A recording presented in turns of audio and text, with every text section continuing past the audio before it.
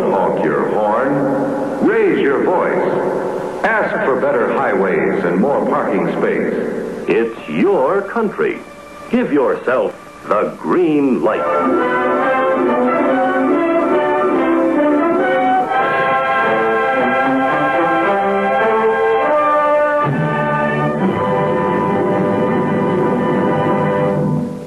How did General Motors influence highway lobby in Washington? Well, influence, I mean, they originated it. I mean, in June 1932, Sloan, chairman of General Motors, created something called the National Highway Users Conference. He brought together the oil companies, the tire companies, anyone who had anything to do with motorized transportation, brought them into this tremendous umbrella group. This became the kernel of what we now know as the highway lobby. They would spend millions and millions of dollars on pushing highways. Now let me say a word about government bureaucracy.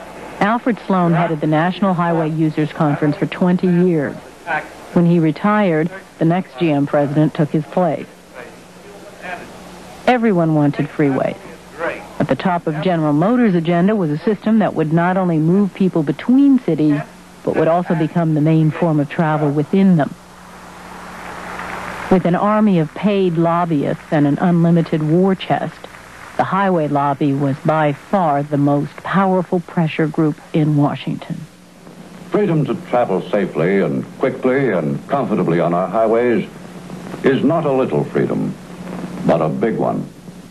People in their own communities are getting together to do something. I'm Helen Rathburn, the 4th grade teacher at the new elementary school. I came here today just to listen. I didn't expect to say anything. But after hearing some of the arguments against the new highway proposal, I would like to say just one thing. I work all day with children, and they're your children. Your children will have a better country to live in because of these new roads.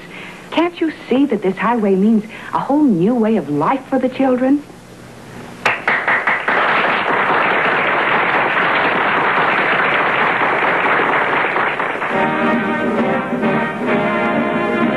GM also had strong allies inside the White House.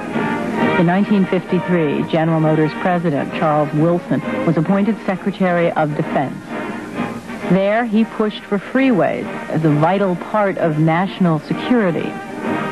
That same year, Francis DuPont, whose family owned the largest share of General Motors, became the chief administrator of federal highways. Did Francis DuPont play much of a role in terms of working towards the interstate system? He was the key to it. He was the key to it, actually getting it moving. The DuPont name had a great deal of pressure to open a door. He proposed to President Eisenhower that this was a program the nation needed. He immediately got favorable reaction and was told to go ahead.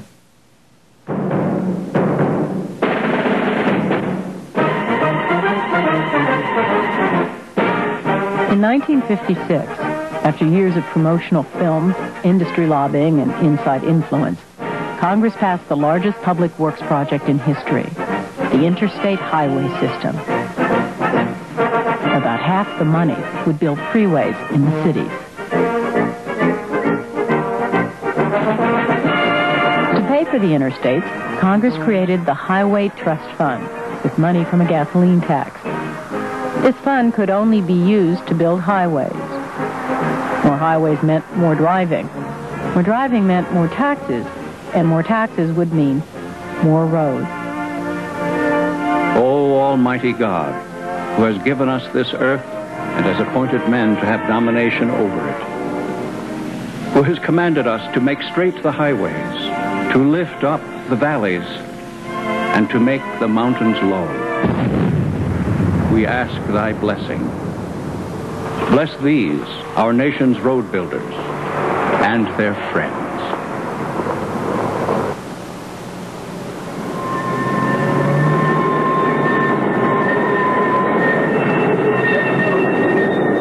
This is Highway I-93. It is the final 8-lane southern link of an interstate highway. Building the road required the relocation of 4,000 people, 26 businesses, and part of the Mystic River. And the road has a problem. It doesn't work. It would feed 4 extra lanes of traffic into a 3-lane highway on which traffic already backs up 2 miles during the rush hour. They were building this freeway along the waterfront in San Francisco. But a funny thing happened along the way. The people of San Francisco said they didn't like the new freeway, and they began protesting. They wanted to complete the freeway, which was ran along the Embarcadero Center. And I wouldn't let them. They had to get our permission to close the streets. And Governor Reagan sent Lieutenant Governor Finch down to see me and said, we'll give you the port, we'll give you everything else there if you let us complete this freeway. I said, forget it. We aren't going to let you complete any freeway along our waterfront and do what you've done in towns like Boston, Seattle, and places like that. It isn't going to happen.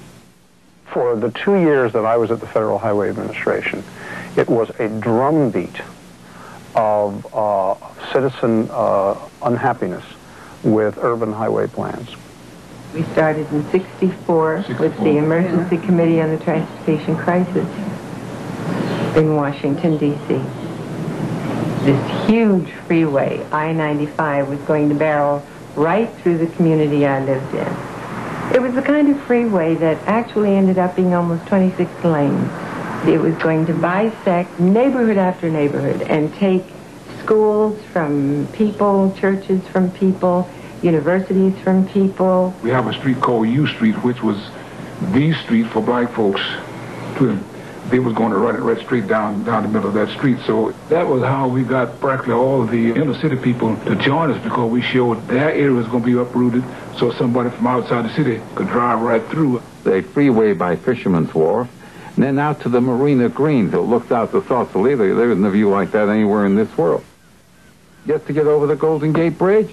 So I told them, look, just tell everybody to slow up in town and enjoy themselves in this beautiful town. They don't have to zip through it. Who is pushing this? I mean, okay, you've got the road builders, the highway lobby, the cement mixers, the road builders. Every year they had a bag of money, and everybody was getting $50,000, $10,000. The chairman was getting money. The federal trust. It's not our government. It doesn't belong to us because we haven't paid enough for it. The people who own the government have bought it and paid for it. That highway crowd, if you gave them a chance, they would put a freeway right through the Vatican if they figured by doing it that they would save a little space or save a little mileage. We heard from New York, West Side Highway, New Orleans, Nashville, Atlanta was a big fight, Newport, California, Phoenix, and at one point we were putting up people from Wheeling, West Virginia, and while they were in Washington and we were helping them go downtown and plead their case in Congress, their homes were bulldozed that very day. This was a brutal period in our history, a very brutal period.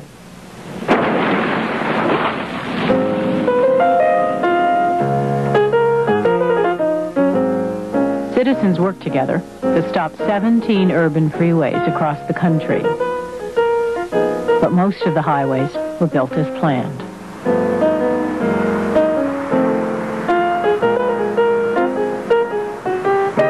Sooner or later, the collective mind is going to put this together, and then there is going to be a collective political will, and then it is going to change, and they are going to say, we are not going to fund this foolishness anymore, because it's very foolish.